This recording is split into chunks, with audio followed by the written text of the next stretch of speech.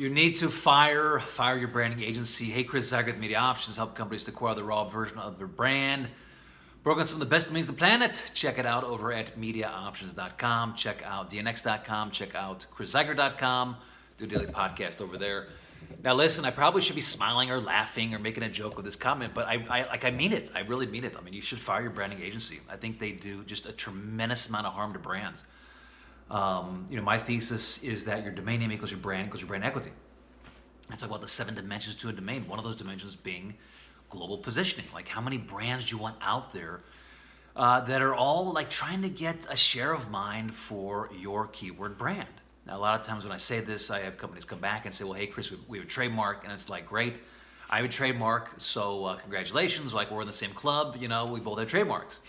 But in all seriousness, there's like 45 different trademark classes. And so just because you have a trademark in one class doesn't mean that another company can't use that same keyword, your keyword, okay, in a different industry. Now, how many do you want out there? Who owns the leadership position? The leadership position is the person who owns, or the company that owns the raw version, okay, the most simplistic, the most effortless path for your brand.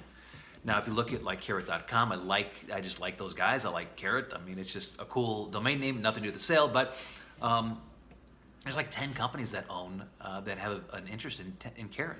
Go to Crunchbase, search it. And they've raised over $1 million. Like one of them over $20 million, okay? And they're on the .co.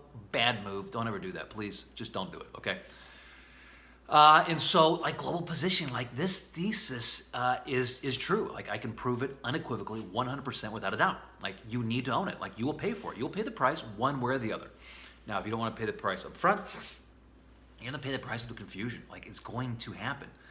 But what happens is that most times companies, they get so big and so it's like already built into their P&L to a certain extent. And so they just keep rolling and it's like, well, we don't need it because we're $1 billion, okay? We're hundreds of millions of dollars and it's built in. And so, I'm not gonna get fired if I miss it or if we pass that opportunity. But I will get fired if I try to make this, if I try to push the sale. Okay, anyways. What brought this conversation up is that I was talking to a company. We're like inches from closing this big domain name, like big, amazing domain name. And I'm just reaching out to, there's 2 other companies that like really should own this domain name because it's like their brand. Okay, one of them's gonna get it. One of them's gonna own this raw version. Now this company is a publicly traded company. I'm talking to the top marketing person at their company. And they have multiple domain names, and it's like descriptors in the back, okay? It's like what they do in their industry and their company, and they make it long, okay? And they've got a good business. Obviously, they're doing well, okay? But what happened is that they went through this rebranding, and they took their name, and they took out 2 of the letters, and they're using that for their email, okay? And so phonetically, it kind of sounds like their company, but in reality, it just creates this massive confusion with the actual like raw version of their brand. So they have like massive confusions with email. Okay, I'm just telling you, like it's going to happen. You have massive confusion with email. You're going to have massive confusions because you're saying, hey, go here, but don't go there because we're not this. We're actually this with something on the back of it. Or no, they'll take the 2 letters out. And so they're always going to end up talking about their company and their brand in a negative light. Okay, that's the pre-frame. And that's why simplicity and creating it effortless is rewarded, okay? Go to Segal and Gale. I think it's I always mess this up. It is simplicityindex.com. Check it out. If they don't have it, they need to buy that. But I'm pretty sure that's the domain name. And they talk about how many billions of dollars left on the table, okay? Now, amazing that this company, they passed. They're just like, it's maybe worth, low 5 figures. That's it. That's all I want to pay. And I'm like, but your budget's this, like this, you're going to pay for. In the end, what's going to happen is that this startup, I'm super happy for them. It's always great to have the underdog. They're going to get it, and guess what? They're going to leverage this halo effect from this other company.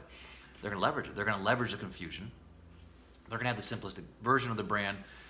And this other company will never have the opportunity. Now, I had 2 conversations. That's the first one. The second one was with another $1 billion company, like literally like this, I'd say it's $1 billion, but I mean like super successful company up in the Northeast. And they don't own the raw version of the brand, and they're using like even longer descriptors for their company, okay, and for their email. And they're also in the process of scaling. They're in the scaling into different verticals. yet they don't own it. And one of the comments that he made back to me was, "Hey, well, Chris, my branding agency and our marketing agencies, they both said that it's just not worth it, that it's only worth in the low 5 figures for us to own this."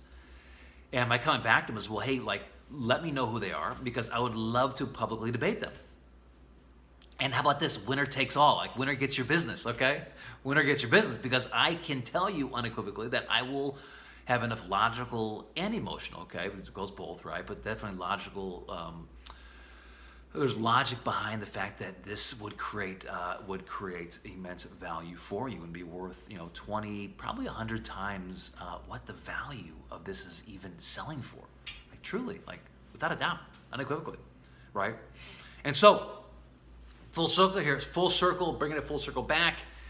Domain branding agencies, marketing agencies, mostly branding agencies, they just do a tremendous amount of their disservice to brands, because they don't understand. They haven't kept up with the way that the internet has changed branding. I mean, it's not about the fancy logo. It's about owning your positioning, owning your global positioning, owning your leadership. Your industry positioning. Okay, the global position, once again, is how many brands are out there that are all marketing, all communicating for the same keyword.